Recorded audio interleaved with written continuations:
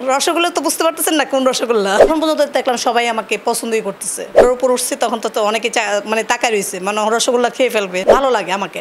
আমি অফার প্রত্যেক দিনই পাচ্ছি, ভালো কাজে হলে যেতে হবে। মিডিয়াতে আসা হয়েছিল আসলে সবারই পিছনে একটা গল্প থাকে, আমারও একটা গল্প আছে। সেই গল্প থেকে হয়তো ভাবছি প্রেম করব না, প্রেম না করে দেন মিডিয়াতে পাবলিক প্লেসে হব, সেটা আমার এই সময় যায় কিনা। তা আমি ভাবতাম হয়তো আমি মিডিয়াতে সেরকম ভালোবাসা পাবো না, আল্লাহর মতো অনেকটা ভালোবাসা পেয়ে গেছি, অনেকের ভালোবাসা, সেটার ভিতরে আমি পড়ে গেছি। আমি ভাবতাম হয়তো মিডিয়া আমাকে গ্রহণযোগ্য করবে না, কিন্তু এখন আমি দেখি না, আমার অনেকে ফ্রেন্ড এবং ফেমাস হয়ে গেছি। এই তো বললাম, প্রেম মানুষের ভিতরে তো একটা কষ্ট থাকে। হয়তো প্রেম ছিল, প্রেমটা হয়তো আরেকটা, আমি সুন্দর ছিলাম, সেই প্রেম করতে পারতাম, কিন্তু একজনের পিছনে একজন পড়তে পড়তে মানুষের কষ্ট পাবে, এই কষ্ট পাওয়া থেকে এই সরে গেলাম, মিডিয়াতে ঢুকলাম। আমি আসছি রামপুরা থেকে, আমি হুন্ডা দিয়ে এসেছি।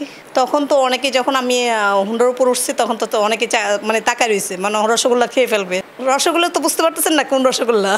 যখন আসছি হুন্ডা দিয়ে তখন অনেক পুলিশ এবং পাবলিক অনেকে তাকা রয়েছে মানে ওয়াও, অনেকে ওয়াও শুরু করে দিছে। আমি তো লজ্জা, অনেক সময় কাপড় চোপড় ঠিক করে আসছি। এই কারণটা আসলে, এটা আসলে আমার একটা মানে সুন্দর করে সাজাটা, স্মার্টটা এটা নিজের উপরে থাকে। আর স্মার্টনেস সবাই দাম দেয়। আপনি কম দামের কাপড় পরেন, কিন্তু স্মার্ট থাকতে হবে। আমি মিডিয়াতে 6-7 বছর হয়েছে মিডিয়াতে আছি, কাজ করতেছি। দেন কাজ এখনও করতেছি, রানিংয়ে আছে, ভালো আল্লাহর মতো। আমি তো অনেক নাটকে কাজ করছি, টিভি চ্যানেলে করেছি এবং এখন ইউটিউবে করতেছি। একটা মুভিতেও কাজ করেছি, সেটা স্টপ আছে। গতকালকে একটা মিউজিক ভিডিও কাজ করলাম, ভাবছি দেন মিডিয়াতে আমি সেটা সেরকম হাবুডুবু খাবে না, কিন্তু এখন যে ফেমাস বা আমাকে ভালো লাগে, সেটা আমি আসলে খুব ধন্য হয়ে গেলাম তাদের কাছে। আর এটি যোগ্যতা নিয়ে নিতে হয়, মানে সেটা ফেমাসটা করে নিতে হয়, না হলে সামনে আগানো যায় না। আমি অফার প্রত্যেক দিনই পাচ্ছি। অফার আমি মিডিয়াতে আসার পরে, মিডিয়ার জগতে আসার আগেও ছিলাম, অফার অনেক ছিল। আমার স্কুল জীবনে ছিল, আমার ক্লাস 5 থেকে ছিল, আমার কলেজ জীবনে ছিল, আমার ইউনিভার্সিটি জীবনে ছিল।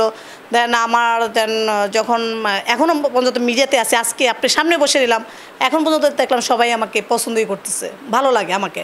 না, এটা তো অবশ্যই আসে, প্রত্যেক দিনই আসে, প্রত্যেকটা কাজের ক্ষেত্রেই আসে। অফার অবশ্যই আসবে। অফার না আসলে আমার সাথে কোনো ফ্রেন্ডশিপ হলে 2 দিন ফ্রেন্ড, 4 দিন ফ্রেন্ড, ঠিক আছে আসো কথা বলি, বা ভালো লাগার জন্য বেড়ে যাইতে বলে, কিন্তু সেটা তো আসলে সম্ভব না, সব জায়গা তো আসলে সম্ভব না। আর মিডিয়াতে আসলে আমি সব জায়গাতে আমি অন্তত সব জায়গাতে, সব জায়গাতে মিডিয়াতে আমি অন্তত যাই না। আর জানি না ভবিষ্যতে সামনে কি হয়, জানি না, ভালো কাজে হলে যেতে হবে। নায়িকা হওয়া যায় না আসলে, নায়িকার এখানে নায়িকা হয়ে গেলে কিন্তু, মানে নায়িকা ফেমাস হয়ে গেলে কিন্তু হওয়া যায়। সেখানে যে একদম বেডে শুতে হবে বা ঘুমাইতে হবে, সেটা আমি মানি না। মানে এরকম আছে, আমি যেমনগুলো কাজ করে আসছি, আমি সেফ জোনে কাজ করে আসছি, সেক্ষেত্রে আমি বলছি আমি তো বেডে যাবো না। যখন আমি প্রথম কাজ করেছি, তখন আমি কিন্তু আমার আত্মীয়স্বজন, আমার যতগুলো আত্মীয়স্বজন আছে, আমি সেখানে স্পোর্ট আমি নিয়ে গেছি।